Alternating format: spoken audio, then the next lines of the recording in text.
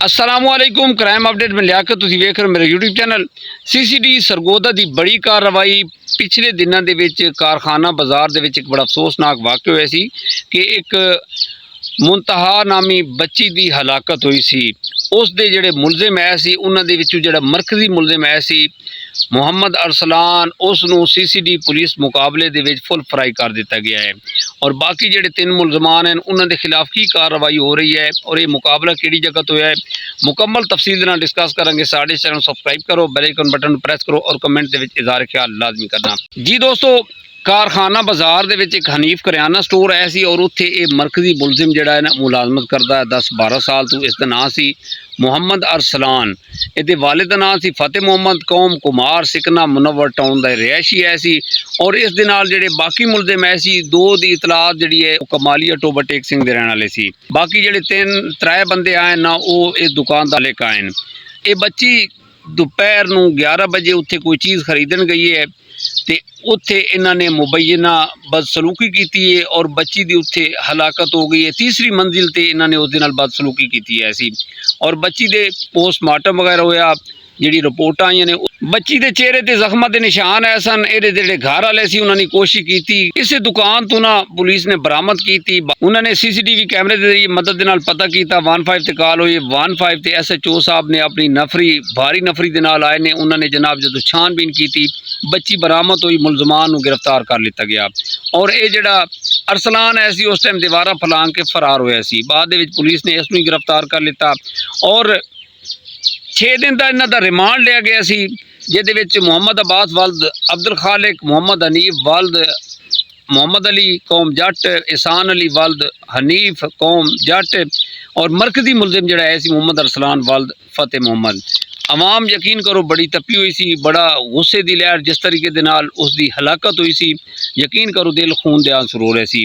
बड़ियां अफवाहां कल जड़ियां ने ना कल बड़ियां अफवाहां उठियां ने कि जनाब मुकाबले दे विच हलाक हो गया, लेकिन पुलिस ने 6 दिन का रिमांड लिया सी।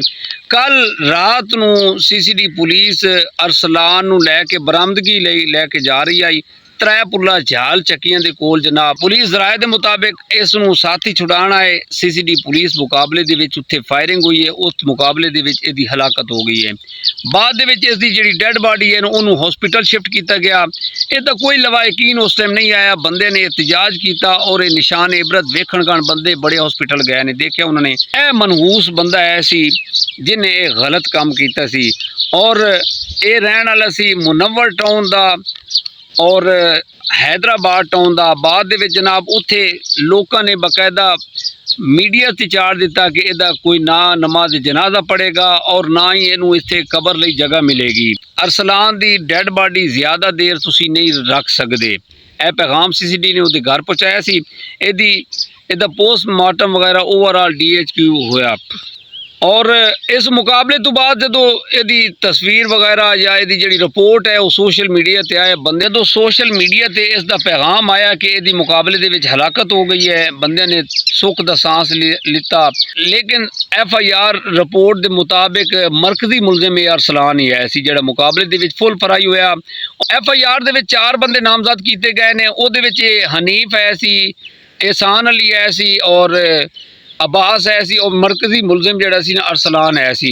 इतना एक अफसोस हो रहा है कि बच्ची पता नहीं कितने दिनों तो इत्थे आ रही है। इतलात के मुताबिक उसने इन्हां दियां ना वीडियो भी बनाई सी, चाहे खून के रिश्ते होन, घर के मुलाजिम होन, वैन ड्राइवर होन, महल्ले के अवाश होन, स्कूल यूनिवर्सिटी मदरसे दे विच हिरासत करने वाले होन, सब अपने अपने करतूत जिहड़े ने ये करते आ रहे हैं। जदों तक विक्टिम की जान नहीं चली जाती दुनिया नूं पता भी नहीं चलता कि इस मजलूम दे नाल की बीत रही है जिहड़ी इस बच्ची दे नाल बीती है सी। बस जिहड़ी जिंदगी है ना मौत तो बदतर की जाती है इन्हां मजलूम बच्चियां दा। कितने बड़े अफसोस की गल है, कुछ साल पहले इस नाल दी बच्ची ऐसी जिस दे नाल इस तरह की मुबैना बदसलूकी की गई है सी। इस दे जिहड़े घर वाले ने पहले इतलात के मुताबिक उन्हें आख्या जी असां इसदी डेड बॉडी वसूल ही नहीं करनी, इसनूं जिहड़ी इहदी नमाज जनाजा कोई बंदा पढ़न पढ़ाउण तैयार ही नहीं है, इसनूं हुण कोई कब्रिस्तान दे विच जगह भी नहीं मिल रही। हुण इहदे घर वाले यही कह रहे हैं कि असीं इहनूं किधरे ना किधरे दफना देंगे लिहाजा साडे उत्ते मेहरबानी करो। इस नूं शर्म नहीं आई, इन्हें अपनी आखरत ही खराब की, ये दुनिया भी खराब की। और मैं सब तो बड़ा अफसोस इस गल दा है कि इहदे जिहड़े दुकानदार मालिक है सी जिन्हें इस नूं तीसरी मंजिल ते रखे हुए सी।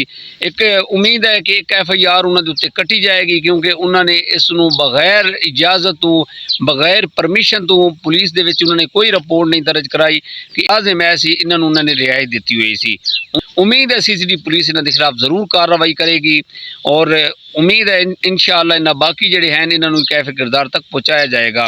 उन्होंने जरूर पता होना कि इन्हां दे जिहड़े मुलाजिम हैं वो की हरकत कर रहे हैं। दुकान दे विचों सीढ़ी जा रही है, जिस तरीके दे नाल उत्ते रिहाइश रखी हुई सी मालिक नूं पल पल दा पता होंदा है। उन्होंने कैमरे CCTV कैमरे लगवाए होंदे ने।